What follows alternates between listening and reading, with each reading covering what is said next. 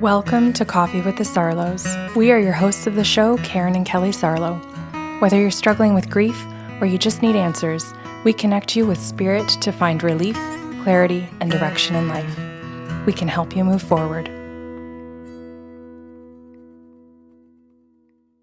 Good morning, Kelly. Hi. I have an adorable story today that I'm so excited to share with you. There are such cute validations in it that I think people are going to find it really heartwarming. And I'm going to name this client Tula. So at the beginning of the session, Tula, first of all, is over the phone. So we can't see each other. And she just says to me, look, Karen, I have a half hour. And she says, I'd like to see if you can connect with my dog that's passed. And immediately I'm just thrilled because I get a whole half hour to talk to a dog that's passed over. And I find people that call and ask for their pets delightful because they're so in love with their pets. So she tells me her dog's name is Lulu. And I said, Lulu, what do you want to say to Mom? How do you want to start? And Lulu says to me, well, I'm a lap dog and I am pure white. I have no markings. And I am the smallest of lap dogs. I am a very tiny lap dog. And I did. That's exactly where I wanted to be, was on her lap, in the car, at home, wherever. If she was sitting down or Dad was sitting down, I wanted to be on their lap. And I said, okay. I said, I can start with that. So I said, I have your dog, and your dog is a lap dog, very, very tiny. And I explained all of it, the color, everything. And she says, you can see her. You can see Lulu. And she got really excited. And I said, no. I said, I don't actually see her. I said, she's describing it to me. I'm hearing her. And she goes, oh, well, she says, I don't know then that you can get her. So was the information wrong?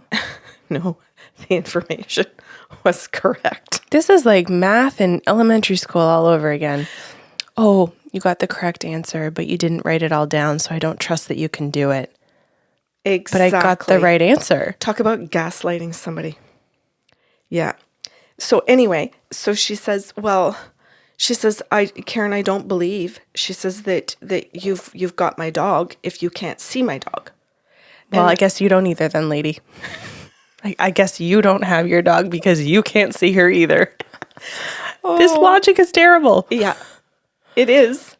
So then I continued. Thank you for sharing that, Kelly. And then I continued because you just kind of move along, right? Like you have a choice at this point to get in an argument with a client or to try to get into explanations, or you just decide that you're going to continue to channel and eventually they're going to understand because you give enough validations that they have to go, I've been an ass. And I assume she has this realization because you did call it heartwarming. So go on. Yeah. So I just moved along. I didn't stay on that in the least. I just continued and I said, okay, Lulu, what else do you want to tell Mom? And she says, I want to say that I was a very old dog. I was 12 when I passed. So I said, Lulu, what else do you want to say to Mom today? And she goes, she says, I was about 12 years old when I passed, and Mom and Dad took me to the vet. They had to put me down. And I want to talk about Mom about that situation, but just listen to me first, Karen. I'm going to say everything to you first. So Lulu tells me that Mom and Dad take her to the vet, that when they get to the vet clinic, they are welcomed into a private room, that they go into this room, and the first needle, I guess there's a series of needles or a couple of them, but after the first needle, Tula has a panic attack. Mm. And I feel her panic attack as Lulu is explaining this to me. And she leaves the room. She goes out of the room immediately. But the vet continues and puts Lulu down. And Dad's there. So she's with her dad, but not with her mom. So she says, you can start by explaining that. Oh, and Lulu says to me, I was sick for quite a while, so they were prepared for this. This was not a shock. This was not a last minute decision. The vet didn't make a quick call on something. This was a planned appointment. They knew what they were bringing me in for. The protocol was explained in advance by somebody on staff over the phone to say, it's a process. You're welcome to be in the room. Like she said, Lulu explains everything was well explained to her, and this is what happened when she got there. So I explained all of this to Tula, and she says, "Oh, Karen." And then there's just this silence. And Lulu says to me, tell her that I'm not mad at her. Tell her that I didn't feel lonely without her. I had Dad with me. I had the vet with me. There was another person in the room. I felt loved. I felt cared for. Tell her I know that I mean everything in the world to her. And that not being there at the very last second doesn't wipe out all of the care, all of the love that she's given me. And I want her to know that I love her, that there's nothing to get over, there's nothing to forgive, there's nothing to work through, to repair between the two of us. She doesn't need to apologize. She can stop beating herself up over this, tormenting herself, reliving these moments, trying to rewrite them in her mind. She says, I've come through today to tell Mom what a beautiful mom she is, not to try to repair something. So she says, please tell her that so we can move on. So I did. I said, look, Tula, I said, Lulu's here and wants to describe what happened when she passed. She wants to say all these things to you and move past this. Holy jumping, Kelly. You talk about a woman that went through a ton of emotions, and I could hear them over the phone. I could hear her cry. There was a long pause. And during all of that time that Tula needs to absorb what Lulu has said to her and process that, I just stayed completely silent and did long distance energy healing on Tula. And just thought she just needs love and support to process this, not a bunch of explanations. And then that, I'm going to say, consider that this is over the phone, and that over the phone seconds feel like eternities sometimes. I'm going to say that took her I'm just going to roughly say maybe at least a minute of complete silence. And we just sat in it together for a little while. And I waited for Tula to say to me, do you have another message? I waited for her to cue me to continue with the channeling. And when she did, Lulu says to me, can you watch something? And I said, yeah, go. And I see Mom, what I would say is an older woman that looks to me like she's easily 70s, maybe 80s. And I see her pushing a stroller. And when the stroller turns around, Kelly, I can see a pillow and blankets on top of the pillow, like layers. And it takes you a few moments to see all of that. And then I see Tula sitting on top of the blanket and top of the pillow. Her mom taking her for walks. And she says, please thank her and tell her that I absolutely loved all the walks she took me on. Lulu was sitting on the blanket. Oh, sorry. Lulu was sitting on the blanket. Thank you. Yeah, my brain just scrambled there. Oh, I'm sorry to everybody listening to that just went, what? You lost me. So Tula is an older woman. Yes. And she's walking. She's walking Lulu. But you wouldn't have known that because this was via the telephone. That's correct. Gotcha. So now I figure out that this is an older woman. But you can't have her because you didn't see her. You just heard it, right? Right. Okay. So I see her walking Lulu in the stroller. And Kelly, it was so freaking adorable because I can see her pushing her through snow. I can see the stroller being covered in plastic, so that they can walk in a snowstorm or a rain. And how beautifully Tula takes care of Lulu. More than herself. So you can see her walking in the snow, pushing the stroller through pouring rain. The dog is completely dry and the human is drenched. Yep, that's about right. Oh my God, it was so freaking cute. So I said, okay, Tula, I said, I have another thing to tell you.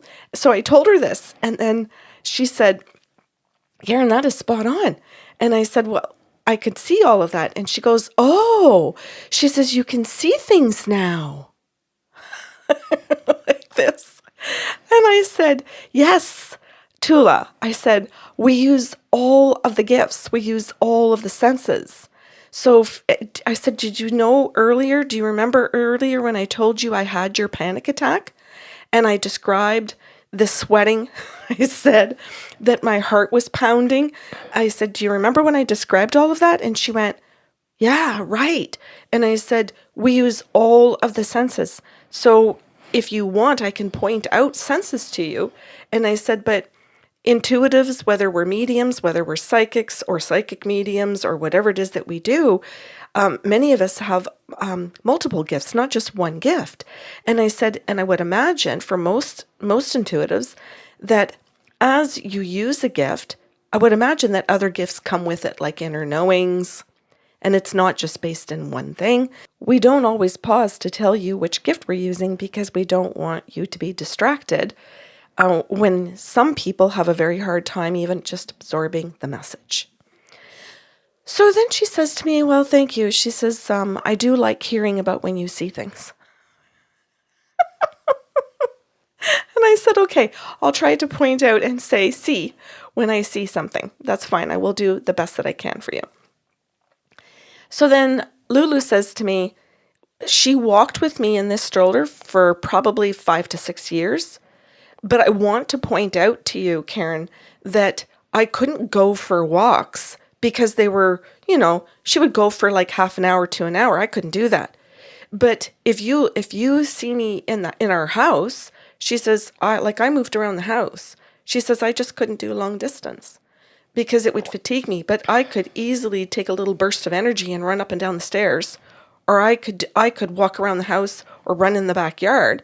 And she says, I could do things like that. So you could point out that while I was in a stroller and it looks like I wasn't able to walk, I totally could walk. I couldn't do distance. Girl, same. So good.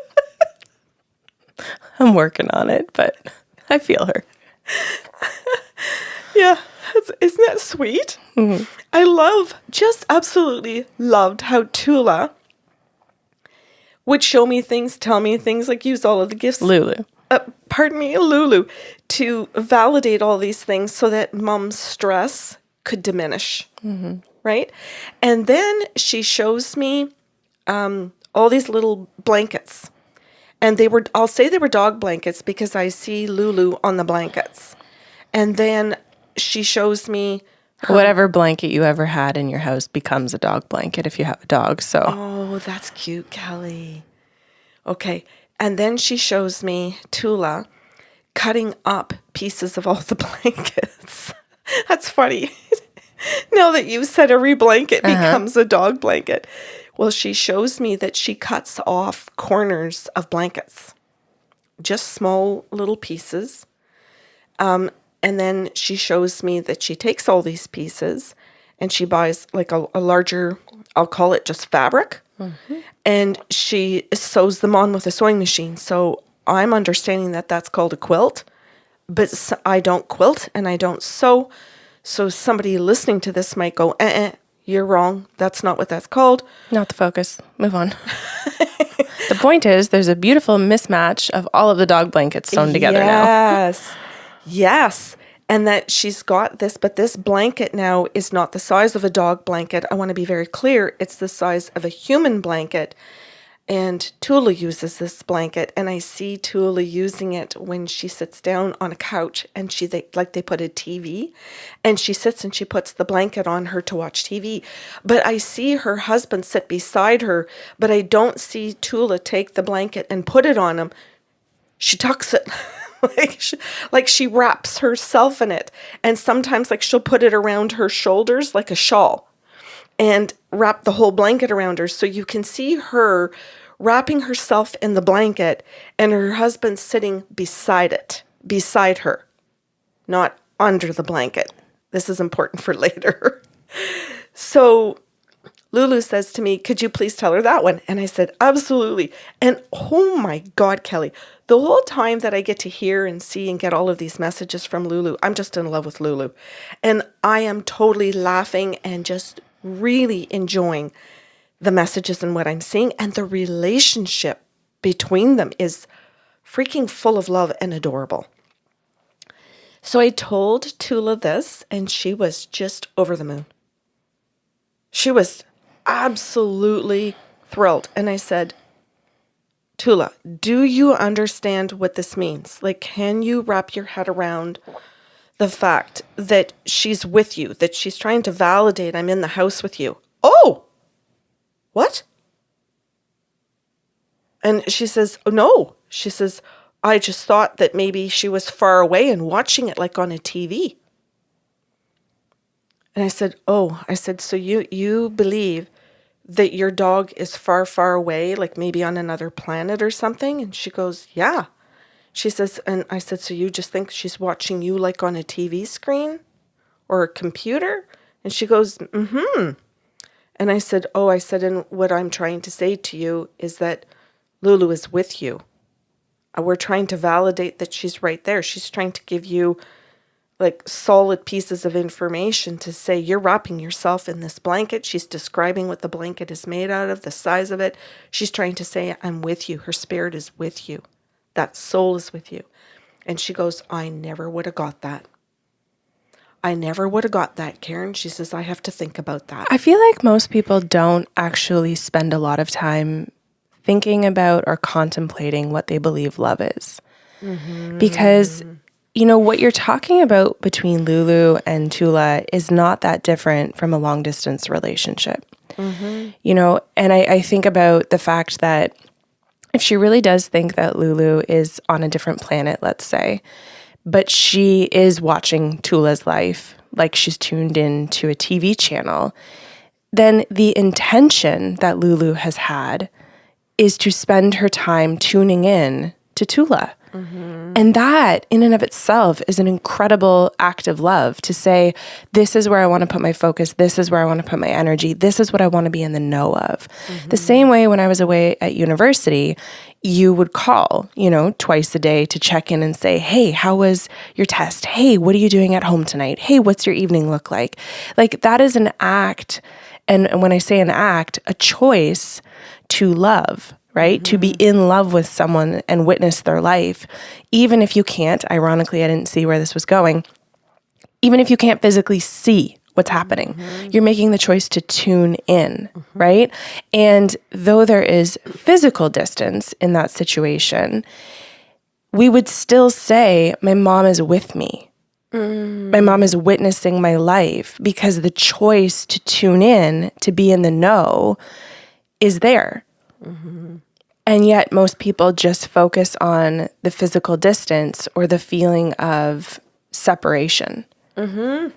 Yeah. Instead of actually evaluating what does love feel like, look like, sound like, sensory experience, right? Yeah. Yeah. Yeah. Then Lulu says to me, I need to talk about Dad. And I said, okay, tell me everything you want. And Lulu says, well, Dad's really grieving me, but isn't saying or doing anything to grieve. And Mom could make Dad I worded that wrong, could take a t-shirt, could take a sweatshirt, take one of those little pieces of a blanket and sew it on the inside so that he's wearing me like she is, but he's not going to sit and wrap himself in the blanket like she is. So, or she could buy, this was the other thing she said, she could buy him a t-shirt or a sweatshirt with my breed on it. He would wear that.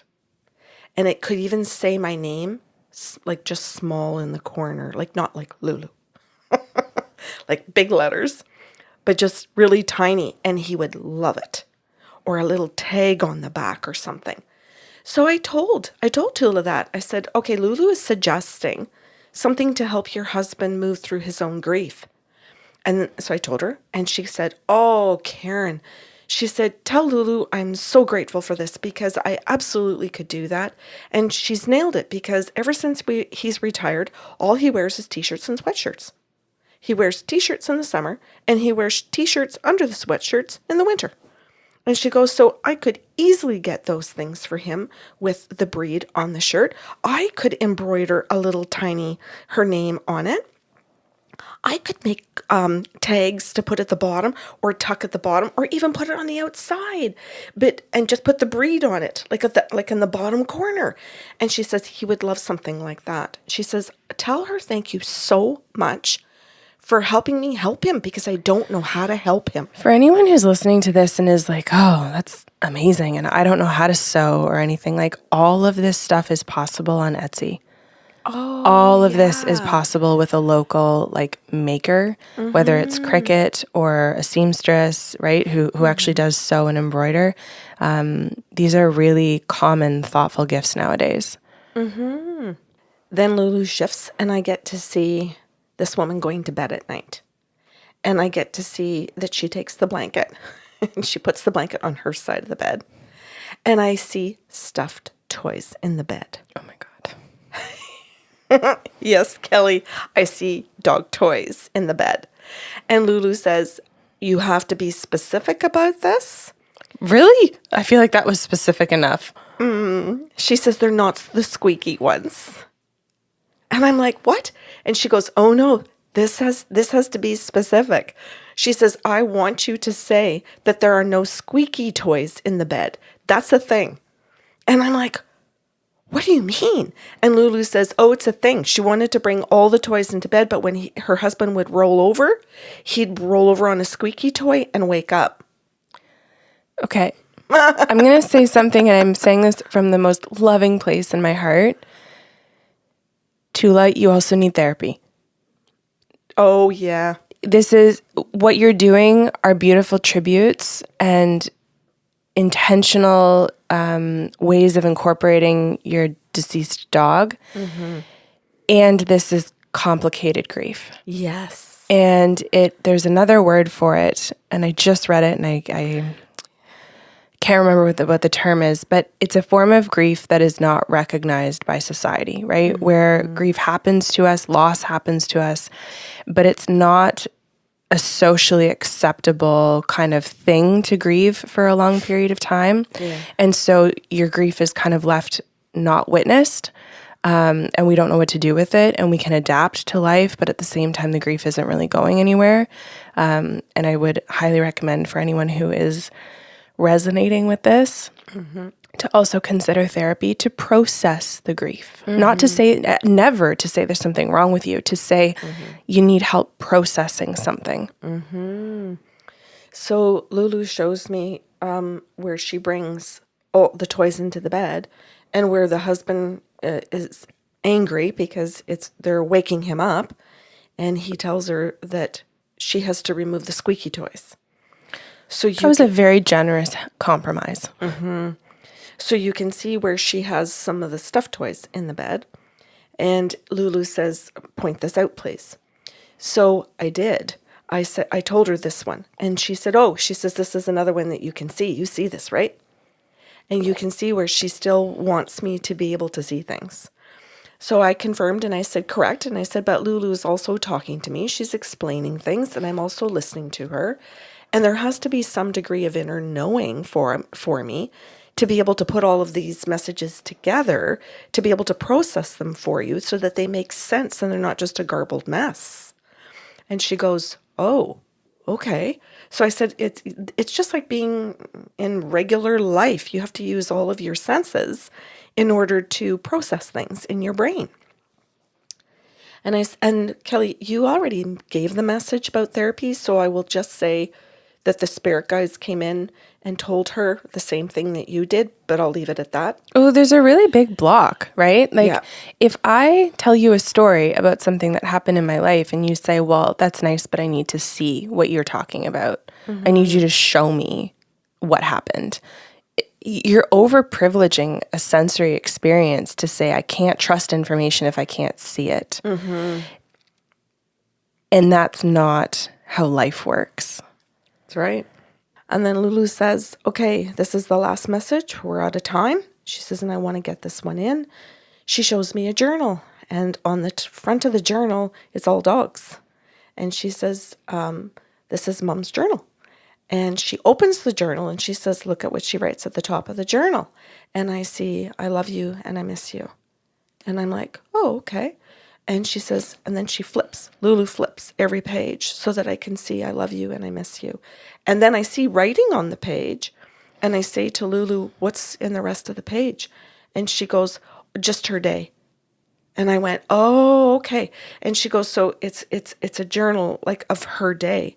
But she writes, I love you and I miss you in it. And then she actually just writes her own stuff. And I went, oh, okay. So I'm going to do that. And she says, and then just at the end, Karen, just tell her that I love her and that I'm done. And I went, okay. Oh, interesting. No, I want to pause. She did not say I love you and I miss you. She said I love you. I just think this is really cool. So Tula says I love you and I miss you. Yeah, I get what you just which did. Which is fair. Yeah. But Lulu is coming back to say I love you. Yeah. Because I don't actually miss you. Need to miss you. I'm literally here all the time and I know what's going on in your day and I'm here throughout it. So it's just I love you. Yes. Yeah. So I repeated the message to her and I said, oh, she's showing me a journal. It's got puppies on the front. This is what it says at the top of the page. And Tula just was like, oh my God, how did you get that message? That one in particular? Mm-hmm. Okay. And I said, again. Oh, she wants to know the sensory experience. She wants to know the sensory experience again. And she says, you saw that. And I said, yes, I saw it. And she goes, you saw the writing at the top of the page. I said, yes, I read it to you. And she goes, my goodness, Karen, I didn't know mediums could do this. And I watch these shows. Well, to be fair, not all of them can. Exactly. And I said that. I said, well, absolutely. And I said, not everybody can. Not everybody remote views. Not everybody has that ability. I said, and I wouldn't be able to do it in every session. I said, also, Tula, I said, somebody else might listen to this and go, oh, I'm going to call them up because I want them to read my journal to me. I want them to tell me exactly what I wrote on a gravestone for somebody. Well, I might not be able to do that. It's dependent on what the spirit world gives us, not what we demand or what people say I want. Mm-hmm. Sometimes it's a great delivery and it's a win and we're all happy. And sometimes it's a flat out no. Mm-hmm. It just doesn't happen because other things are coming in, other messages in other forms. And maybe that's where my attention goes. I don't really know. I don't understand all of the workings of how all of the messages happen. Anyways, she was just absolutely thrilled with that message, Kelly. And at that point in the session, she knows that we're getting to the very end of it. And I said, Lulu is just saying at the end of this that she loves you and that she just wants to wrap up the session this way. I have to honestly say to you, Kelly, you did a better job of analyzing that at the end of the session. I did not get it. We ran out of time and we had to go. And I just simply said to Tula, what a pleasure it was to talk to Lulu. Mm-hmm. I found Tula difficult at times during the session, but at the very end of the session, Tula says to me, well, she says, I'm sorry I was such a pain. And I went, oh, okay, I accept that. And she went, honestly, Karen, she said, I just really thought from watching the shows on TV that they had to see everything. And she says, but you know what? She says, if I sit here and pause, that probably doesn't make sense that that's all they do either. She says, I got my own head. She says, I think I just got my own head about the whole thing and I made it harder on you than I needed to. I'm really sorry. She said, I feel so much relief knowing that Tula's okay and she's not mad at me. Lulu. Oh, my God. Lulu isn't mad at me that I wasn't with her when she passed. That's what she went back to, Kelly. Mm. She goes, that's the thing that's been sitting in my heart. And she says, I think that's going to help me. She says, because that's what I've been stuck on. And she says, so every day I get up and I feel like I'm stuck in this. Ooh, so is she doing all of these things Yes. so that Lulu Won't be mad can at her. visually see that Tula is proving she loves her and misses her? Yeah. Interesting. Well, hopefully she listens. That might have just been free therapy. I think. Because you don't have to keep proving to a dead person that you love them and miss them. They feel that energy. Yes. Ah. All right. Isn't that wonderful? Mm-hmm. like I absolutely loved the way that her session ended and how she got to all of that. Mm-hmm. Yeah. So in her own way, through all of this, as much as sometimes I found it frustrating, she was doing some work quietly. Yeah. Which was fantastic and which actually is the hope. For, at least it is my hope, and I'm certain it's your hope. Yeah. For every client. For every single client, that they're sitting there and that they're actually present to do some work and not just to sit there and say, prove it. But that when you do get your proof, that you actually are absorbing that and changing your beliefs and your thoughts. That's a fucking good Saturday. Yes. Thanks for listening to Coffee with the Sarlos. If you enjoyed the show today, help spread the love with a like, share, or review of the podcast. See you next Saturday with a brand new episode.